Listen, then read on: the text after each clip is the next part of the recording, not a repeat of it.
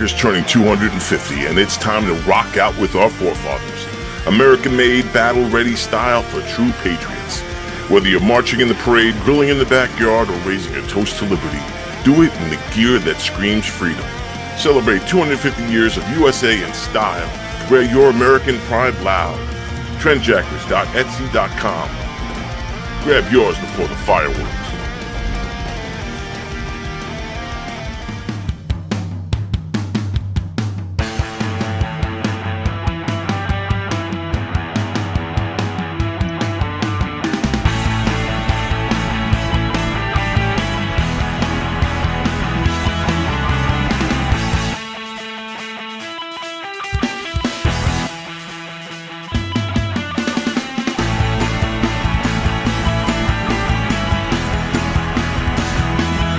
How you doing, guys? Can you hear me?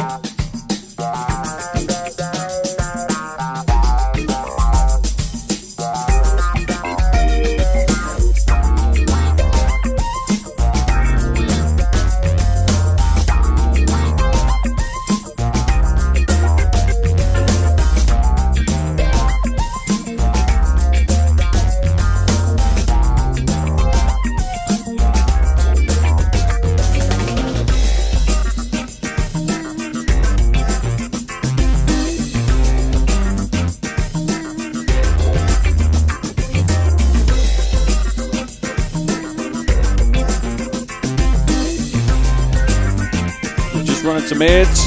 It'll be about a minute or two, then we got you. All right, sounds good.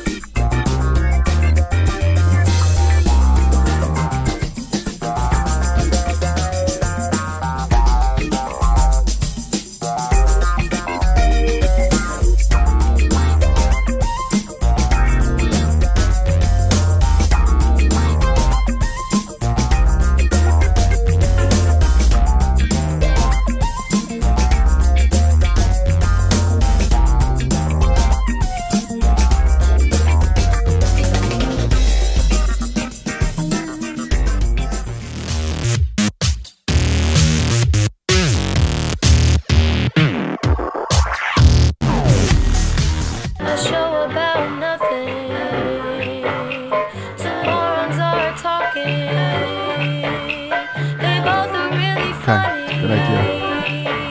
They just go with the flow. It's the Herschy and Keegs Show. Welcome to Herschy and the Keegs Show, starring pitcher Mark Hirschman and his personal catcher, Mike Keegan. Every Tuesday night at 9 p.m. live from the Governor's Comedy Club radio studio. Thanks so much for listening. Welcome to the Herschy and the Keegs Show. We have a very special episode tonight.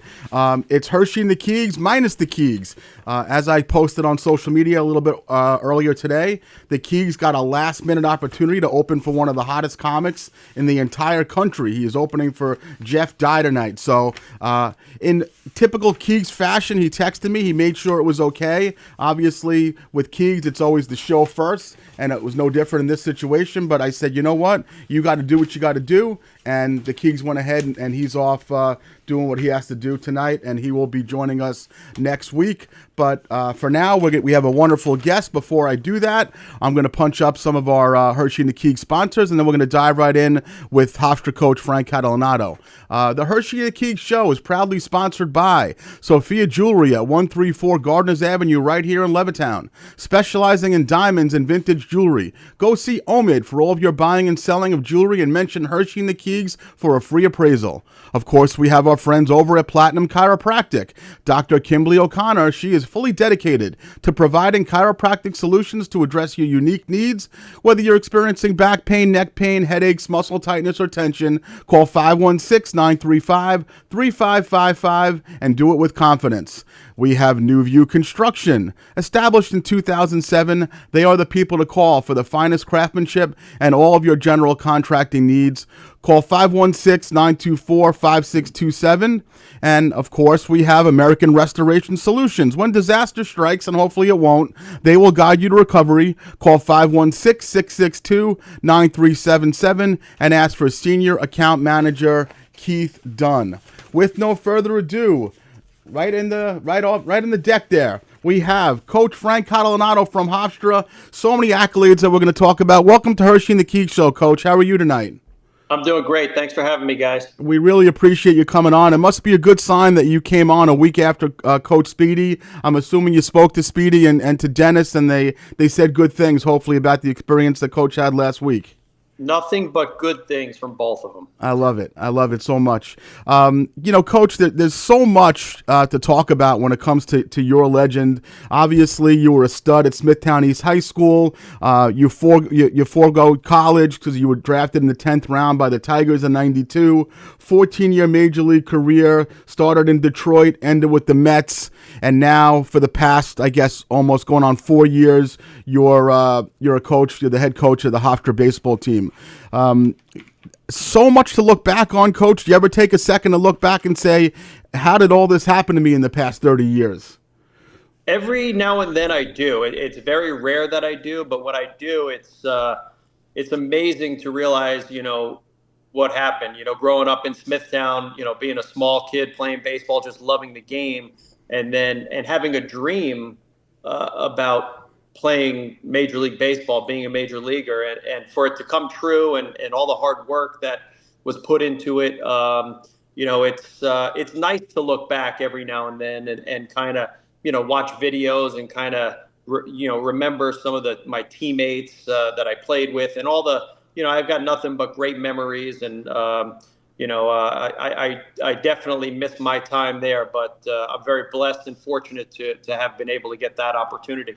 Yeah, so I mean, we're a similar age. I graduated from Valley Stream South High School in '89. I remember you coming up very well. From a family standpoint, you're 18 years old, 1992, 17, 18 years old, and obviously you have opportunities to play at colleges throughout the country. How difficult was the decision for you and your family to take that signing that you did with the Tigers and just forego college and go right to the major leagues, or minor leagues and then major leagues? Yeah, it was really tough because schooling was very important to myself and my mom and dad, and I agonized over the decision because I had a full scholarship to Seton Hall. That's where I was going to be going. Yep. And I was looking forward to going there. And then when the Tigers drafted me, I had a decision on my hands, and it took over a month for me to make my decision. My mom and dad and I would sit down every single night and go over the pros and cons, and it wasn't until the Detroit Tigers put a clause in the contract that,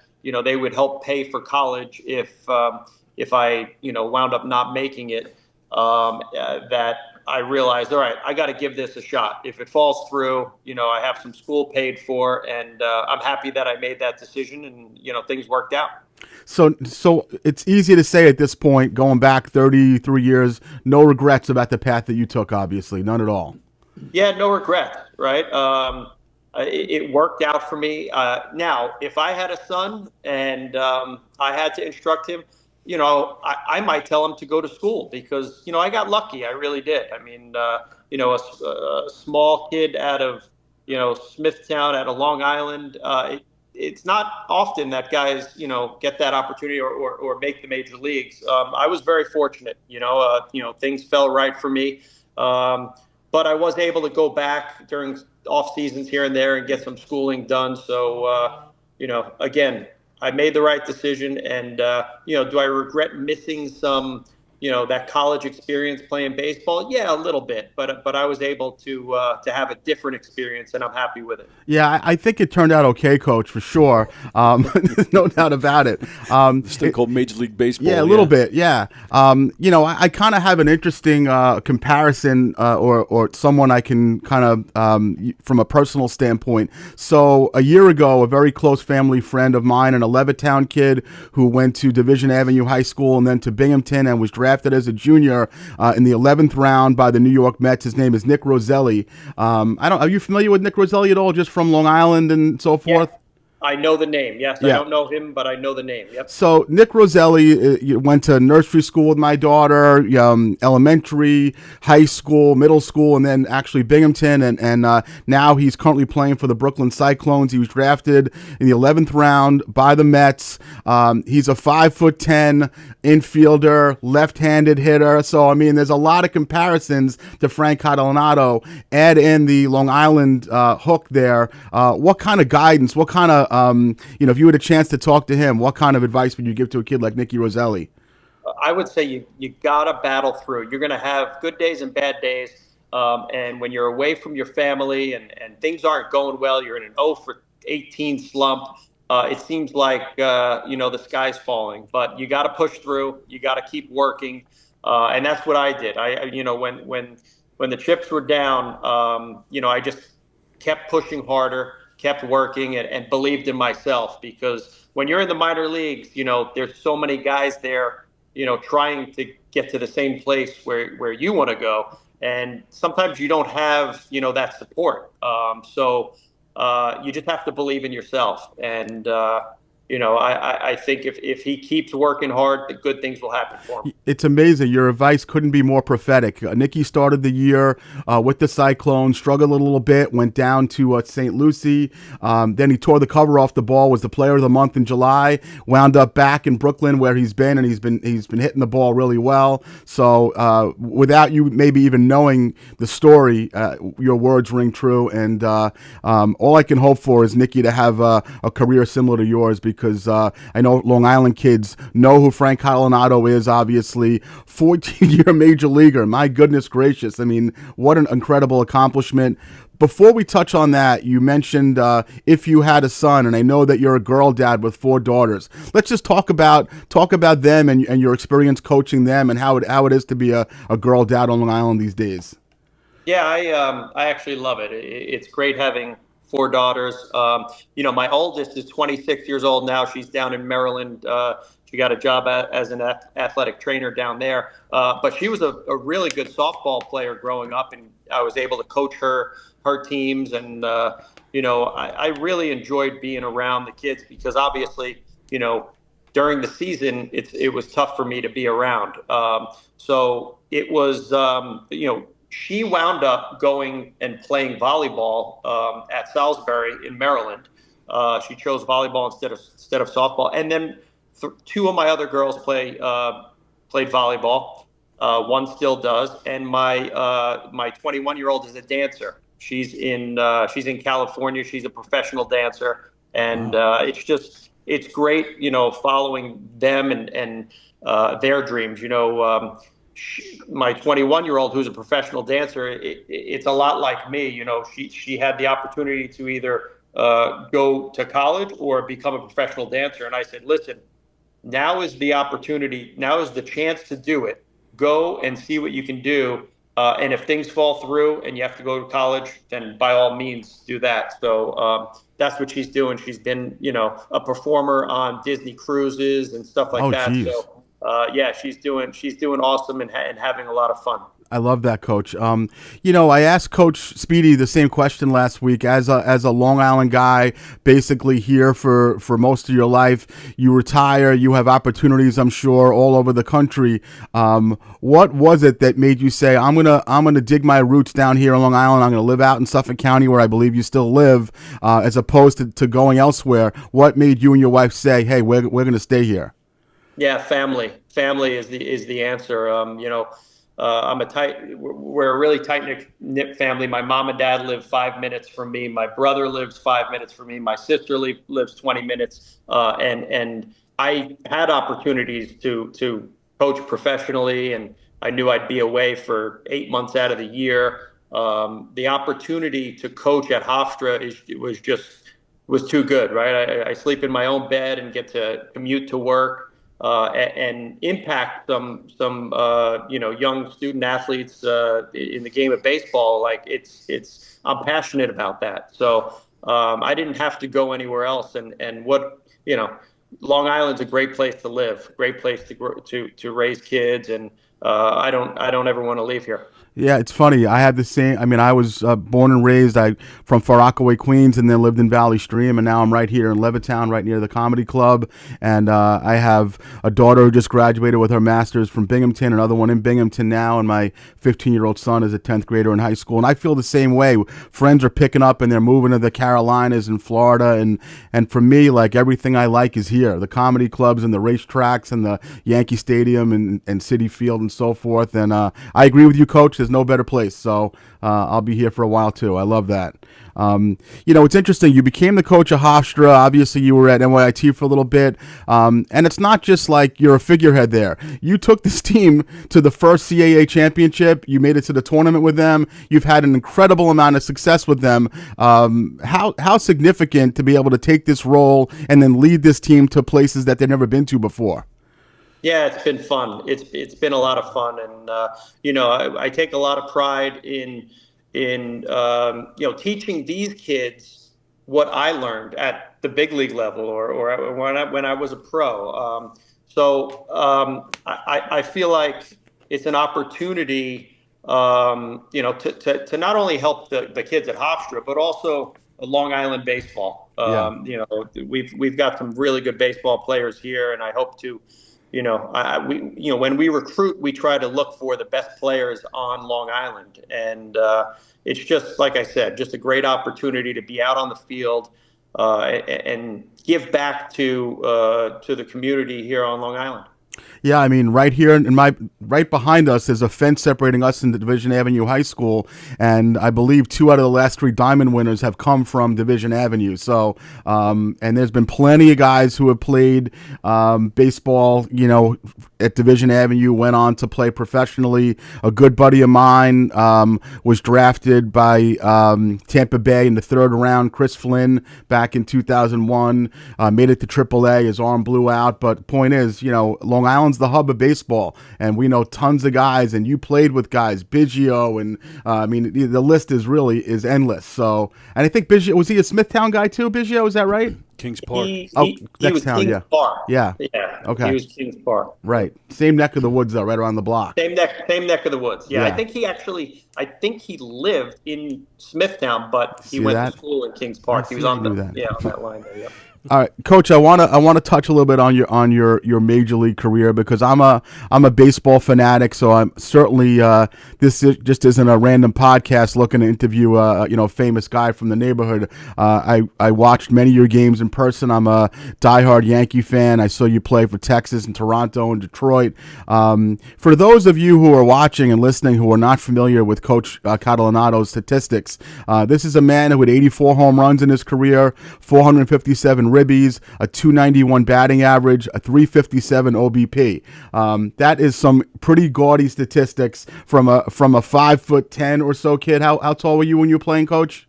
5'11". Yeah, 5'11" kid coming from Smithtown. It's really impressive. Now, the one little bee that I got in my bonnet, I remember that you hit 330 in 2001, and it sticks out to me like a sore thumb that you didn't make the All-Star team, and you should have.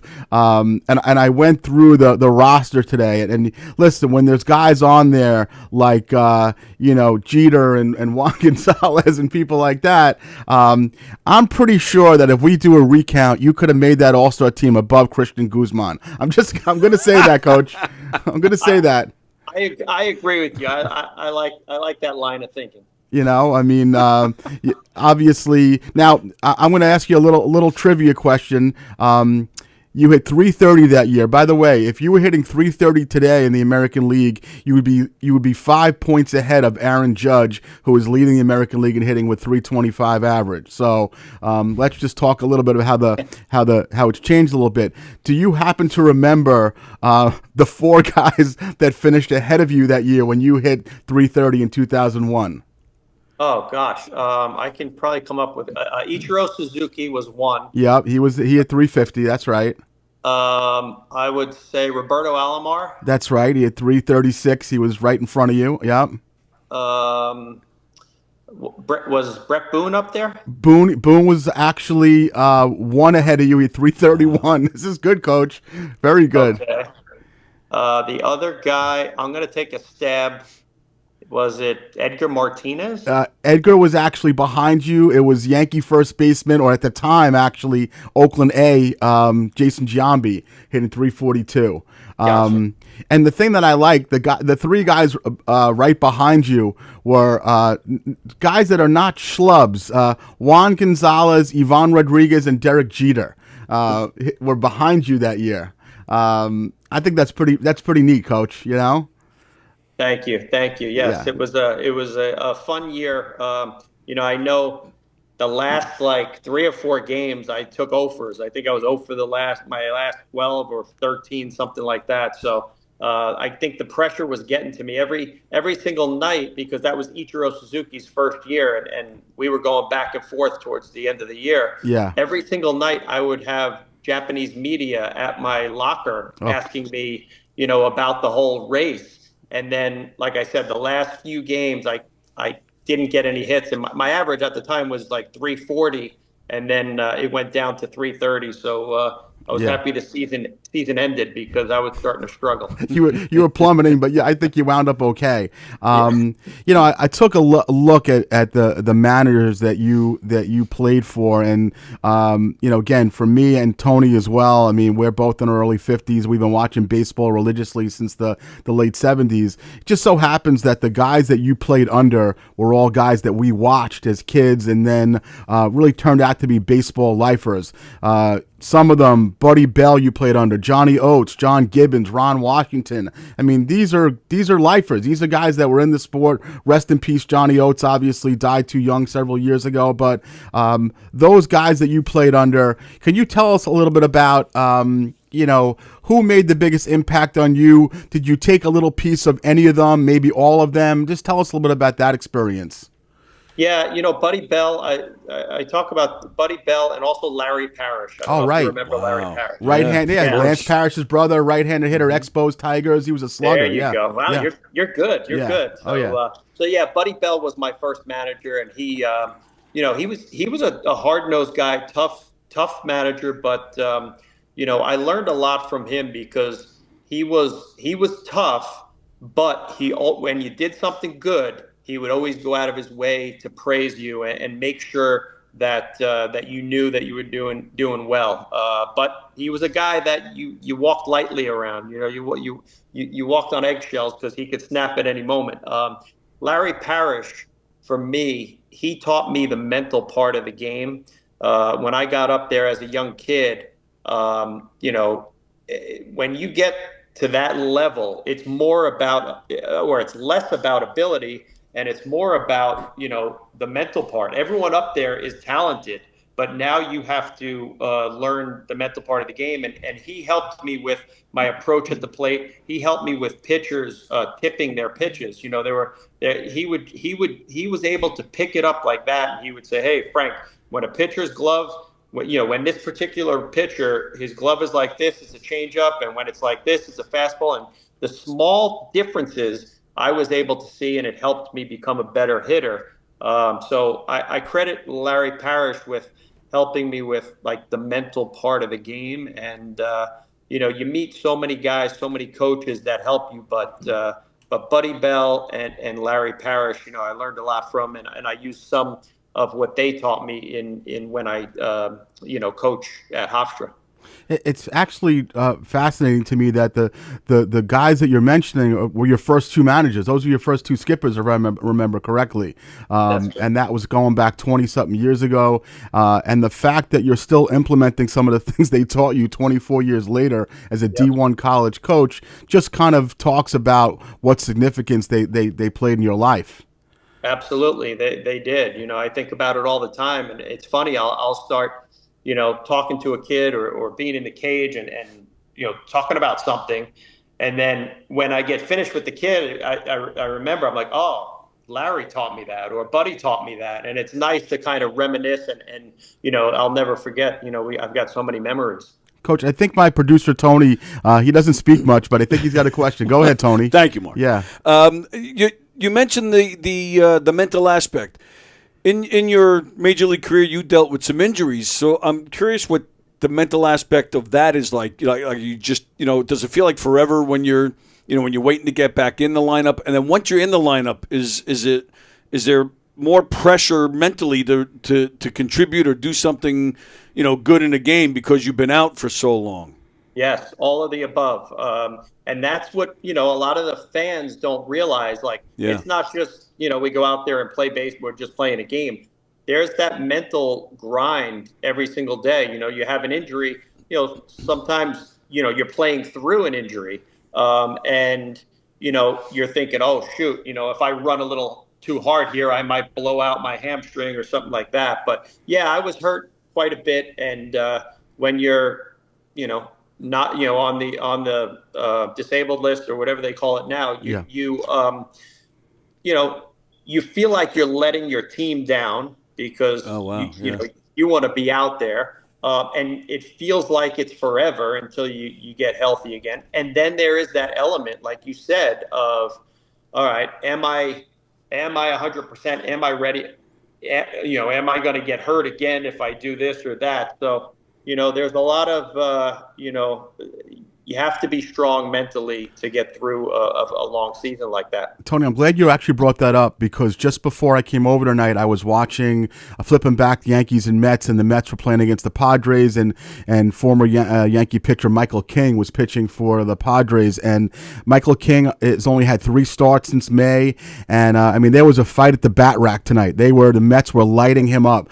Pete Alonso hit one 450. I saw balls all over the park, and I think he let up 6 runs in the first inning, and I saw Michael King's face, and he kept on looking to Schilt, his manager, and he kept on looking like, someone come and get me. Like, I don't know if he was hurt physically or mentally he was having a breakdown, but he had a look on his face, and that's the beauty of watching a game on TV, is that he was struggling, and he again, maybe whatever injury he's had for the past few months was resurfacing, but he was definitely sending out an SOS tonight. So I'm glad you brought that up, Tony, for sure. The mental aspect is obviously so overwhelming for players sometimes we don't even know about it. Absolutely. I mean, like I said, I was injured several times, and, people, fans don't realize it, that you're going through this game, and it's sometimes you feel like you're in a gunfight and you only have a knife, so you're not, you don't have your full bag of tricks. Coach, one thing I wanted to touch on, and I've watched this video a million times, and I'm sure you're familiar with it. When John Crook faced Randy Johnson in the All-Star game, and Randy sailed one over his head, and and Crook basically kind of like gave a white flag, and he flailed at the next couple of pitches after that, and he struck out. Tell me a guy that not so much that you had a struggle against, but a guy that you were thinking, this guy's going to let one loose and put it in my ear. Did you ever face a pitcher or multiple pitchers that you thought that their control was an issue and you were worried that you were going to get nailed? There was. There was a guy by the name of Daniel Cabrera. He threw like 100 miles an hour. He played for the Orioles. Yep. That was a guy that I could say didn't have control, that I felt like I was going to get one in the ear. The guy that had a lot of control and owned me, and I felt like I could get one in the ear, was Pedro Martinez, right? Because he could put the ball wherever he wanted. Oh, yeah. And if you pissed him off, at all, he would go ahead and put one in your ribs or so. There's sometimes you're up there and you're like, maybe the guy in front of you just hit a home run and kind of showboated it a little bit, and you're thinking, oh gosh, I'm going to get one in the ribs right here. But that's like I said, Daniel Cabrera was a guy. I know he was a Dominican kid, and he threw over 100. He threw 100 miles per hour in his sleep. That kid, and his ball was all over the place. Right. So it was a little scary to face him. Yeah. As a diehard Yankee fan with tattoos of the Yankees on my body, I'd say Pedro Martinez is probably my number one most detested player of all time. And the reason why, obviously, there's the whole Don Zimmer thing that happened, and, pointing at Posada, like in the head, that he was going to hit him in the head. And I was never a big fan of the pitchers hitting and so forth. But certainly the idea of seeing Pedro bat was something that I always wanted to see, because nobody deserved the fastball and the numbers more than he did, as far as I'm concerned, for the stuff that he did on the mound a lot of times. I agree with you. He got away with a lot, and like you said, especially with the Yankees. I mean, I felt like I think maybe it was Kareem Garcia that he threw at. That's he right. threw Yes. Caused a major riot. Lefty hitter, Orioles, Yankees. Yep. Yeah, absolutely.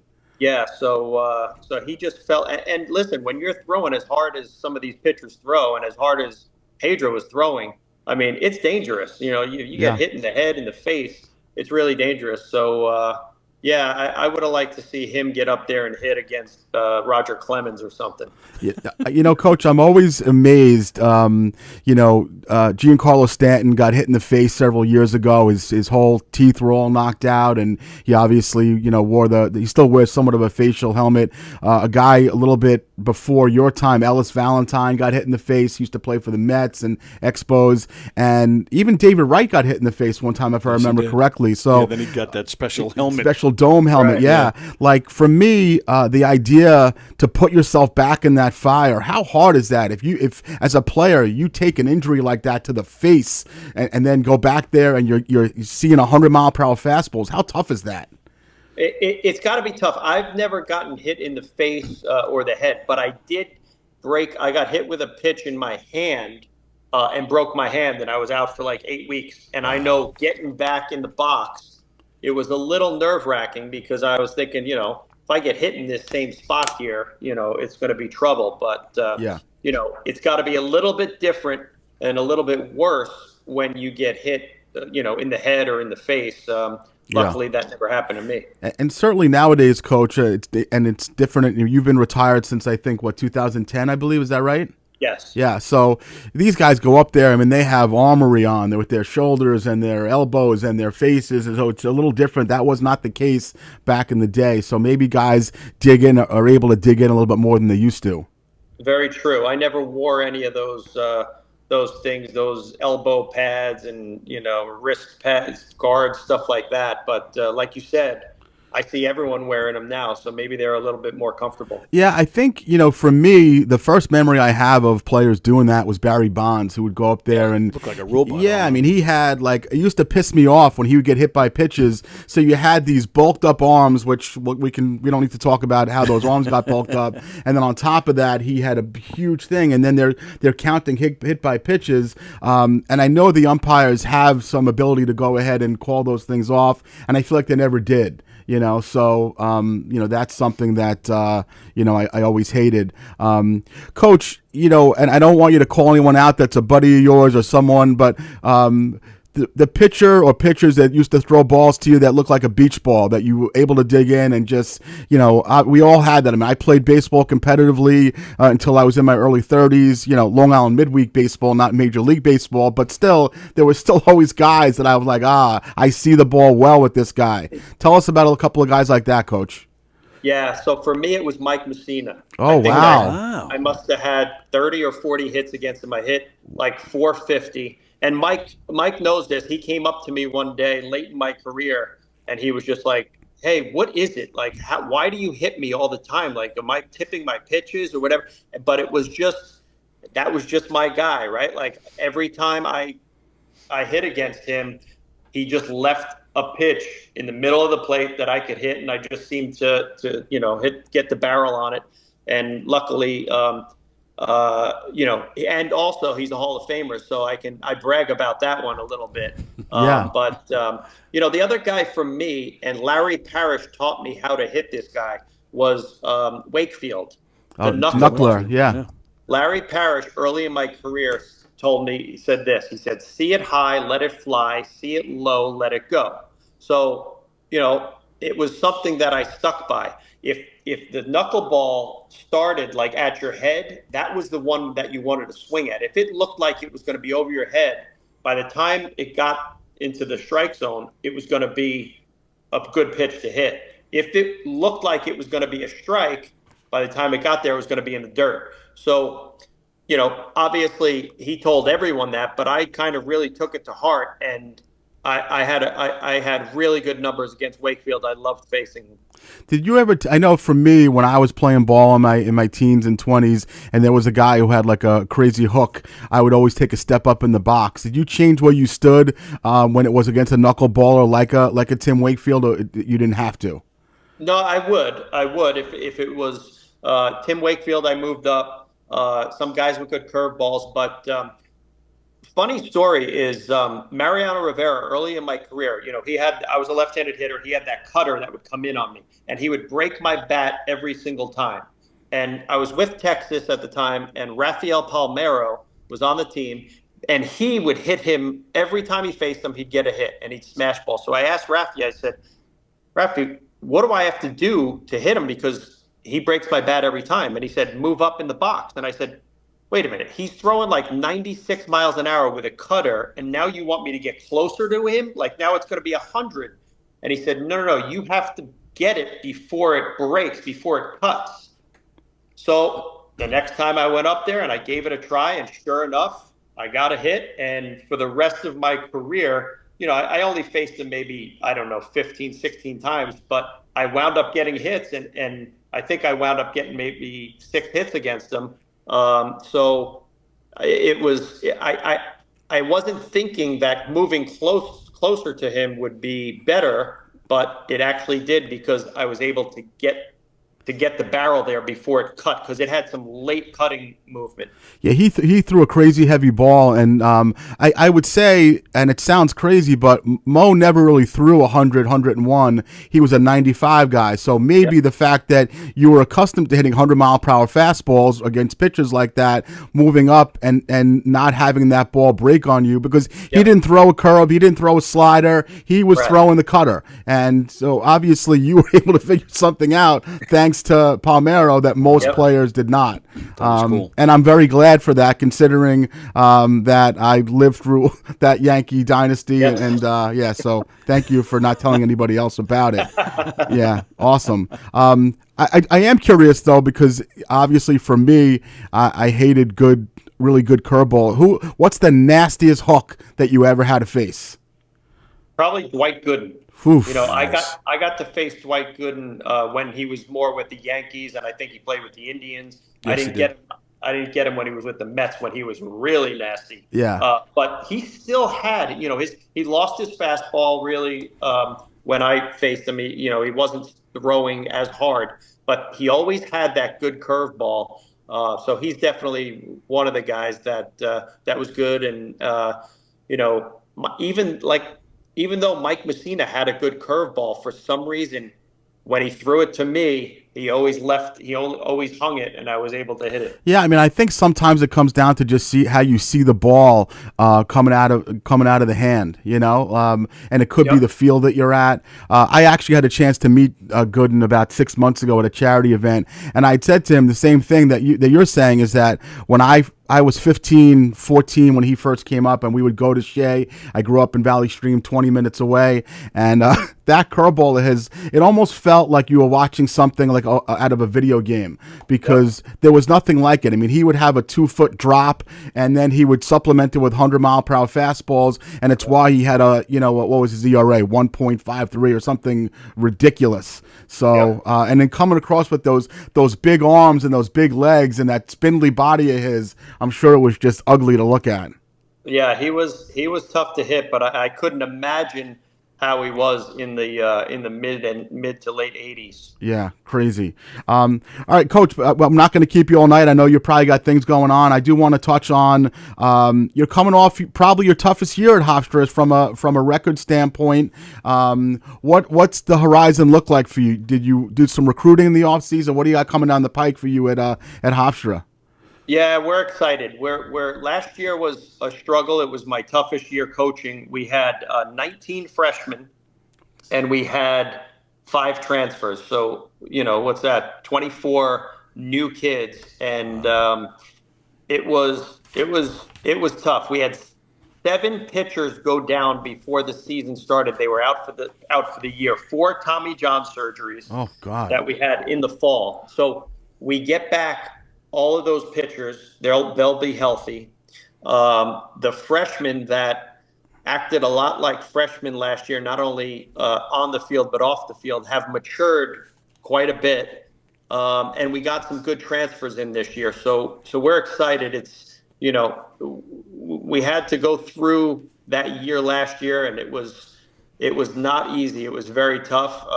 But I think we're in a good place right now, and I'm excited for the season to start. Coach, do you think it's an advantage or a disadvantage that these kids don't really know the legend of Frank Catalanato from a Major League Baseball standpoint? Their dads do, but they might not. So do you try to make that work to your advantage, or do you think it's a disadvantage? Tell us a little bit about that.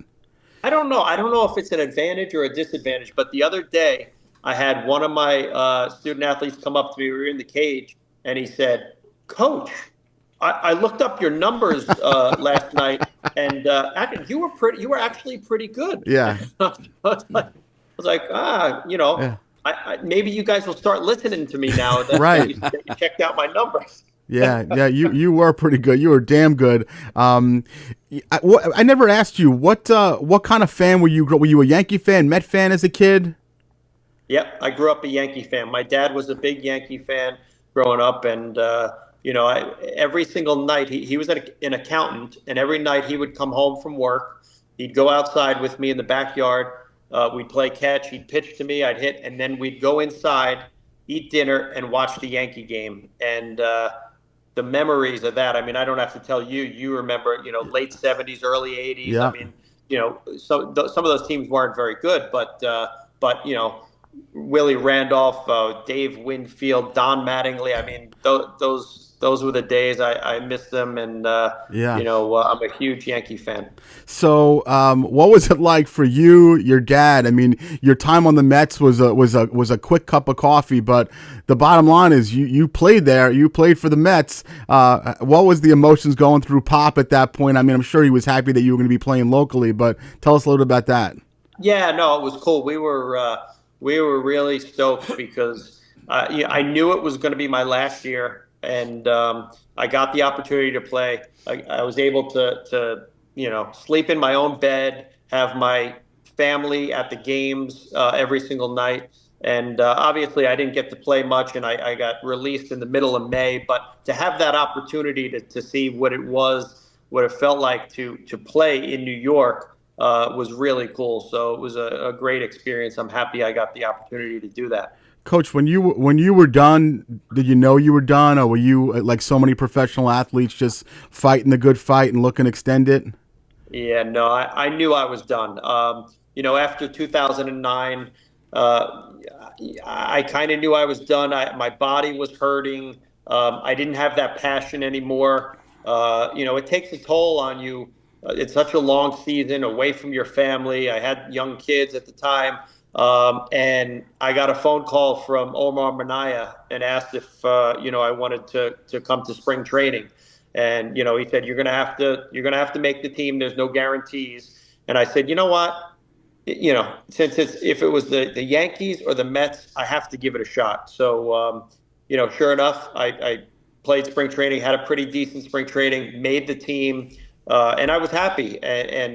But every single day that I was there with the Mets, I knew like, hey, the next time they want to call someone up from the minor leagues, I'm probably the guy that's going to get sent out. So sure enough, the middle of May, it might have been May 15th or something, I got that tap on the shoulder, and I knew exactly, when I was at my locker after a game, and I knew exactly what was happening. So, yeah. I'm blessed and fortunate to have had that opportunity.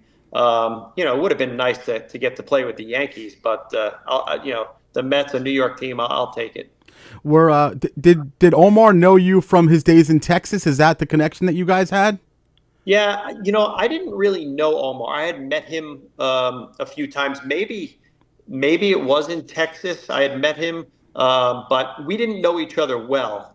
But I know that he contacted my agent, and my agent said, "Hey, Omar, wants you to come to spring training." So I was happy about that. Yeah, I think it's pretty neat, Coach. I mean, at the time, I'm sure it didn't feel that way, but it kind of put a little bow on the story of Frank Catalano's playing career that started out in Smithtown, and then 40 miles later, away, it started out and it ended in Citi Field at the time. So, looking back on that storybook from a playing career, I'd say that's a pretty nice ending. And you're obviously a young guy with a lot on the horizon. Do you have? I mean, is your plan Hofstra just keep on rolling and keep on hopefully bringing more championships to Hofstra?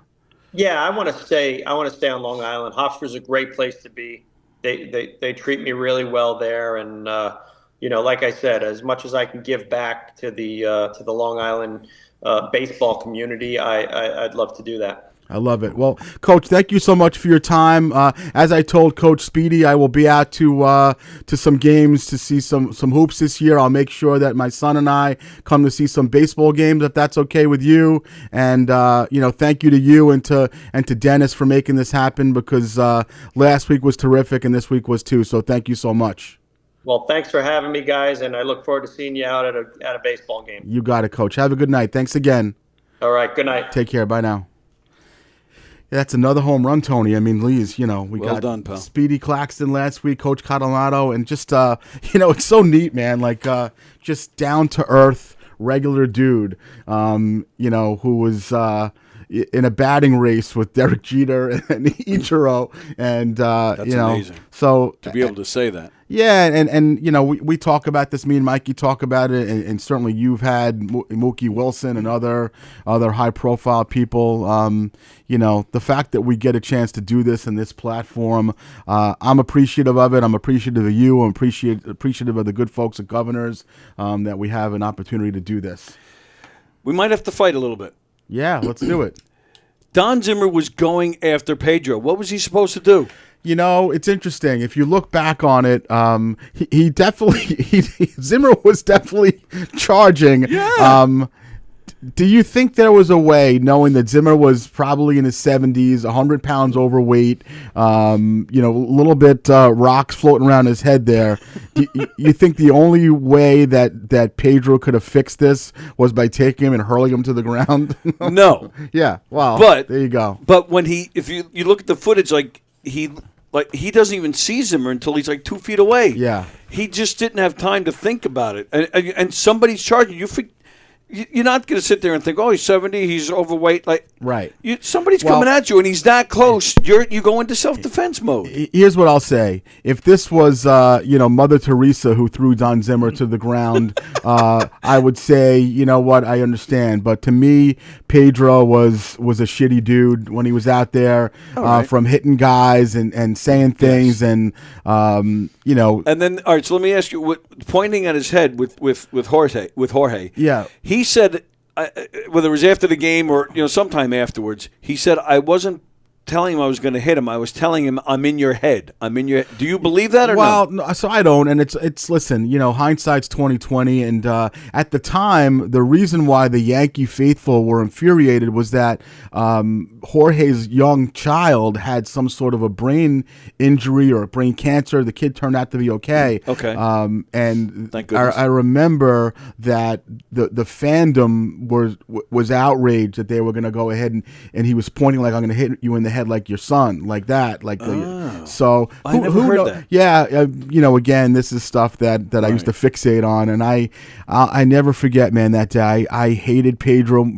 Probably, as far as players that I've hated in my years, George Brett is certainly a big one. Pedro is up there. Some of these scumbag Philadelphia Phillies, the one with the dirty hair, I fucking can't stand. Brandon Marsh, his name is, I think. Yeah. So that's a good question. I don't know. Maybe he was saying I'm in your head, but either way, throwing Zimmer. Listen, Zimmer was Jeter's guy. You know what I mean? We love Zimmer. Should he have charged Pedro? I guess not. But All right, let's run this last group of sponsors, and we can cover some other stuff for the last 15 minutes. Hershey and the Keegs Show is brought to you by Sunray Services. Now is the best time to convert to hybrid heating and cooling. Call them today at 631-231-5533 or visit them online at www.sunrayservices.com.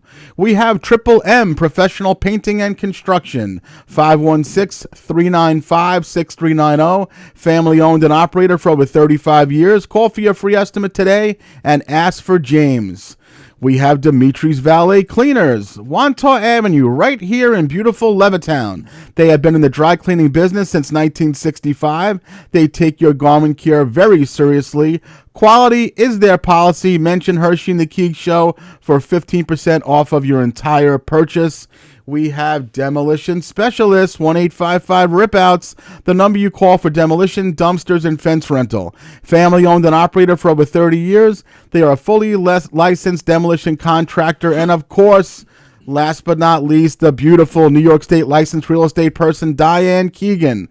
From All Island Estates Realty Corporation, you can call Diane directly at 516-458-1864, or you can email her at diane@allislandestates.com. If you're looking to rent, sell, or buy, make Diane your first call. Thank you to all the Hershey and Keegs sponsors. We love you very much. You know, we've gone to an Islander game together, me, you, Monty, Keegs. We've gone to, me and Mikey did the Saratoga trip with Haft and so forth. These opportunities that we have to go out to a basketball game at Hofstra and say hello to Coach Speedy, or go to a baseball game and say hello to Coach we need to take advantage of this stuff. I agree. You know what I mean? There's just no reason.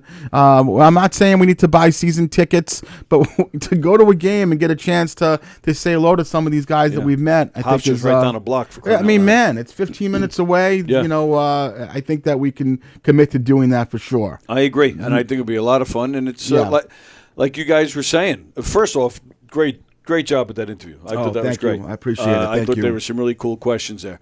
And you guys touched upon it. Long Island, there's everything is here, man. Everything, man. And I'm with you guys. Everything. I don't ever want to leave here. I mean, who knows? But yeah, I mean, listen, I understand from the standpoint strictly on finances, the idea that my mortgage is going to be done in a year or two and I can go ahead and sell my house and buy something for half the price. I get all that. But at what price do you exchange finances for happiness? Right. And that's a tough one for me, because for me, any place that I go to, probably outside of Saratoga, I want to come home from.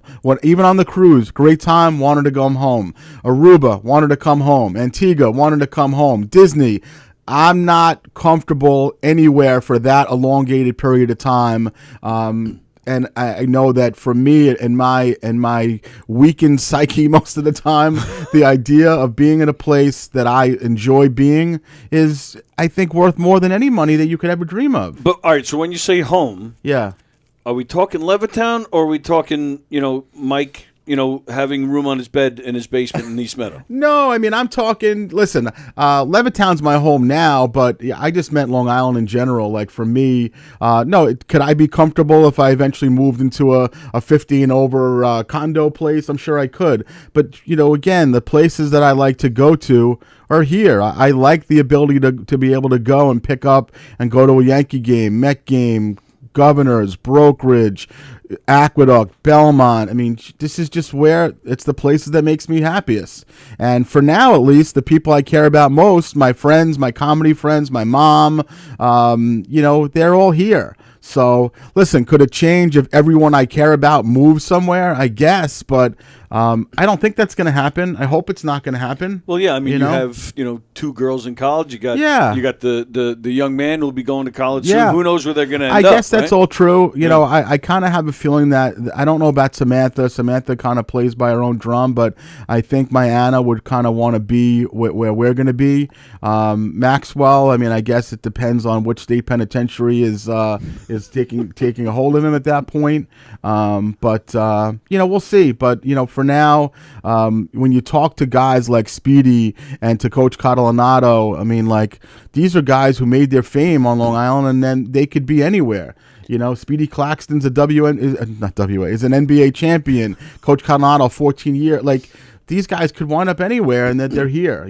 So I want to know why Catalanato was not a part of this alumni classic crap the other day. Well, at I mean, Citi Field. he didn't really have that much time. He was there for a month, but so know what? what? I mean, they had other people Josh there. Tolley, yeah, I know. And Josh Satin. Who the hell cares? So, but did Josh Tolley catch Santana's no hitter? Is that right? He might have been. That sounds right to me. So the Yankees do this too, where there's guys that you have totally no clue why they're there. Josh Satin, unless there's something I'm missing, I don't know what in the world he was doing there. Kirk Neuenhuis. Yeah, I mean, the Mets had nobody there from the 80s and back. Nobody. I thought that was a little peculiar. Stupid is what the word is. But you're right. The fact that they didn't have Coach Cat there, that they should have. Why not? The one thing we're getting towards the end there. I don't want to be remiss. We lost someone in the entertainment business today that is a legend. We lost at, I think, 89 years old. The great Correct. Robert Redford passed away, and the baseball connection for me and for you also is that when people ask me my favorite sports movie, and not just today, but if they ask me yesterday, I'll always say it's The Natural for me. Yeah. The Natural is my number one sports movie. And listen, Hoosiers, I mean, we can name a million of them. We've done this before, I think, on your show. But The Natural, Roy Hobbs, The Savoy Special, that was just a fantastic film. Wonder and Boy. The Wonder Boy, yeah. And he was in so many movies. I mean, geez, he was in the Natural and The Horse Whisperer and Butch Cassidy and the Sundance Kid. He played Forrest Gump. He was in The Green Mile. He was in so many of these films. I like when he did all 12 Angry All Men. right, that's Yeah, exactly that right. was He was, amazing. but it's so interesting. Like when you have these, it's Jeff Skelzy. I don't like taking calls, but he's your buddy, and that's okay. Let's punch him up. All right. Yeah, I like Jeff Skelzy. So, hey Jeff, consider it an honor. We don't usually take calls on the Hershey and Keegs show, but you're a friend of the show. What do you got to say for yourself, buddy boy? I have to call and tell you, Hersh, that interview was absolutely awesome, brother. Oh, man, that's so nice. It was great. It really was. And I'm glad I stumbled on it. I was getting a little tired. I was going to go to bed, flipping through the phone and YouTube, and I said, "Oh shit!" I said, "Let me check this out." And it was great, dude. That was awesome. Yeah, it I really appreciate it. I enjoyed every minute of it. I appreciate that. And the truth is, and you guys know this from when you're on the show with Tony, when people are easy to talk to, it makes your job as a host and an interviewer so much easier. And the truth is, this guy came in just like Speedy did and so many guests that we've had in the past few years on the show. He came in, ready to rock. He didn't come in with any sort of preconceived notion of what the show is or anything like that. And he answered honestly, and he just seemed like a guy you want to hang out and have a beer with, right? Absolutely. I agree 110%. And yeah, you guys go to a baseball game, I'm there with you, man. All right, you're in. Let's do it. It's down the block, like Tony said. Down the block. But, yeah. Yeah, So- man. But yeah, excellent. I'm glad you mentioned Redford. That was,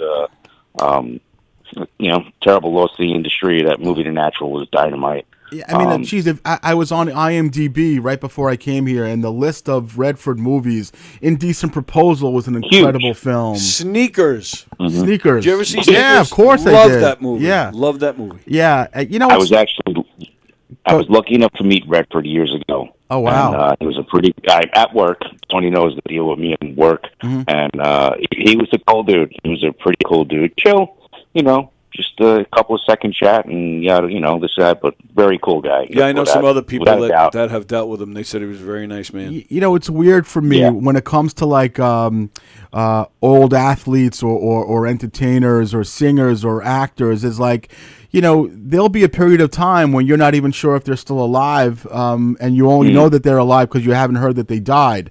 But like, we haven't heard about Redford in quite a while, right? And there are other actors out there like that when you're like, holy shit, he died today? I thought he was dead 20 years ago. Yeah. Redford was so famous that you knew that he wasn't dead, but the fact is, like, all of a sudden we hear that Redford dies, and you remember such a wealth of films that he had and what an impact he had on all of us as kids growing up and into adulthood. And I understand he was still always there at the film festival that he created, right? Sundance Film Festival, and he was always there, every year promoting it, which I think is really cool. Yeah, it's really amazing. And, listen, for all of us, I think you're probably maybe a couple of years younger or in our same age range. Jeff is actually older than both of us. Oh, okay, so 50s. Thanks, Tone. But certainly what it does, I mean, I think all of us feel the same way, as we get older and we hear these people that we idolized or watched, I mean, I've watched the movie The Natural, without exaggeration, I would say easily 75 times. Yeah, I'm probably up there. Oh, wow. Yeah. And again, Absolutely. I'm not even trying to exaggerate, but I've definitely watched parts of it at least 75 times and probably more. So, you know what? It sucks. You know what I mean? Age gets everybody, and he lived a long, wonderful life from what I understand, obviously. But rest in peace to a true legend today. Yeah, and thank you to a true legend, Jeff Skelzy, for calling in. We appreciate it, buddy. Yeah, hey, guys. Yeah. Oh, go on. No. Yeah. Anyway, listen, guys. Have a good night. Yeah, Jeff, you too, keep my side of the bed warm. I'll be home soon. I love it. Okay, sweetie, you got it. And if you're running too late, the door will be locked, and I'll see you in the morning. Okay, thanks. I love it. Thanks, Jeff. Later, guys. Take care, buddy. Speaking of old age, by the way, I don't mean Jeff. I Sure, mean yes, you do. No, I mean what I'm going to tell you right now. Okay. And these are usually things that I'd cover with Keegs, but you're the Keegs tonight. So I read an article today that, God, it's not funny at all, but in the scheme of things, it's kind of wacky. Did you happen to see that a 95-year-old woman was found that she murdered an 89-year-old? They're in an old age home. I think it was either in Staten Island or New Jersey. 95-year-old woman took part of her wheelchair and bludgeoned her 89-year-old friend, or whatever you call it, to death. Where they I didn't hear anything about this. Now, to me, there's so much that, again, certainly in the 15 years that I've been a comic, my mind works so differently. Like in 2009, if you would have told me this, all I would have thought of was total horror. But now, as a comic, if they're doing 15 years of writing and bits and whatnot, I'm thinking of the scene of a 95-year-old woman bludgeoning her 89-year-old friend to death. Like, they're in an old age home, obviously with workers and HHAs and things like that. Like, are they just sitting there like, get that fucking bitch? Like they're not looking to do anything to stop it. Like, how long does this go? How long does this go on? They have plenty of opportunities to stop it, because it's not like it's probably like one. Yeah, but I'm just saying, so there had to be people there, whether it's in the cafeteria or wherever they are, and they're like, she's fucking beating the shit out of Mary. And now, but is this real, or was this just like one of the banned episodes of Golden Girls? This is 100% happened in the news today. It must have happened yesterday. 95-year-old woman took a piece of her wheelchair off, bludgeoned her friend over the head, killed her. And the sickest part is that they have decided to file no charges on this woman. She's 95. She's got some sort of level of dementia, whatever that is. So now, not only does she go ahead and kill her friend, but now all the old bitches around the home are like, don't fuck with Elizabeth, because she's gonna go ahead and kill you. We're all gonna go kill each other, and they're gonna claim, oh, it's old, and I'm losing it. I didn't know what I was doing. But it's almost like like in the prison movies, like when one person goes ahead and kills someone else, they're like, oh, don't fuck with that guy. Now they're like, don't fuck with Elizabeth. She'll take off a wheelchair and fucking hammer you to death. So she'll make you her bitch. Yeah, that exactly. Bitch Top prison bitch for sure. That's crazy. Yeah. You have to read the story afterwards. It's totally lunacy. I could die in 2 weeks, so I can go kill somebody. Yeah. I got a list. It's on this page over here. I'll show you. Who's at the top? Bosie? No, I love Bosie. How is the Bozeman doing? I told you, man, I was at that show at Brokerage a couple of weeks ago, and just based on Bozeman's level of nerves and the lack of performing that he does, and just kind of what he verbalized to me, I expected him to eat a big shit sandwich, and he did really terrific that night. Yeah. And again, it's, certainly when we're blessed to perform at Governors and Brokerage and things, sometimes, it's almost hard not to do well because the crowds are with you. But this was not one of those crowds. This was a crowd that some of the comics did not do so well. And Bozeman went up there and he knocked it out of the park. It was really impressive. Yeah. So I don't know if he's continuing to perform more frequently or not. Sometimes it's nice to perform like that and then just let it sit for a while because you're on top of the world. because we know as well as anybody that you can go up there next time and eat a shit sandwich. I know that well. But no. I only got love for the Bozeman. And I only got love for you, Tone. I'm glad that we did this, tonight. Again, Mikey, we missed you. Mikey reached out and he said, listen, the show comes first, so you make the call. You want me to perform tonight. He really said that? Yeah, he did. I'm shocked. Yeah, I mean, he probably didn't mean it, but he did say it. And I'm surprised he remembered the show was even on. No, he texted me. He goes, listen, the show comes first. And for me, I think that Mikey's comedy career can only help what happens with us on the show. And I think it would have been incredibly selfish for me to say to Mike, no, you have to pass up an opportunity to open up for Jeff Dye, who literally is one of the hottest comics in the country right now. Yeah. Mm-hmm. So Mikey will be back next week. We have guests lined up every single week until the end of October. So there's a lot of action coming up from, we have the Oven Boys coming on from their podcast. We have Dr. Hobie coming on from Instagram. We have Adam Snares coming on with Dean Napolitano coming up in a few weeks. Very nice. So we just got a lot of activity going on. We're really enjoying ourselves. We're having fun making reels on Instagram, TikTok. So as always, please go ahead and support us through likes. Thanks as always to Governor's Comedy Club for giving us this platform here. Make sure you go to govs.com for all of your comedy ticket needs, whether it's going to be at private shows at the Smithtown Theater or the Little Room here at Governor's or the Brokerage in Belmore or McGuire's, and soon the main room here, the A room is at Governor's, is going to be back open. So please continue to support Governor's and all the fine people that they do here. Tony, before we go, just give us a little pop as to what you got coming up. Oh, cool. Thanks. October 4th, live in the Giggle Room, I'll be hosting. I got a bunch of comedians from the city, from Staten Island. I got a couple people making their stand-up debut. One girl, Allie Cam, who took a break from the stage for a few years to start a family. She's making a return. Mike Pacchetti is headlining. It's going to be a fun night. That's October 4th in the Giggle Room. Like Mark said, govs.com. So that's the twins. You have Ali Cam. You have your buddy Andrew Fremder. That's going to be a hot show. And again, for anyone who hasn't seen Tony perform, this is a nice opportunity. The Giggle Room or the Little Room, or whatever they call it nowadays, does not hold a lot of people. It holds maybe 80 or... They'll tell you 90. Yeah.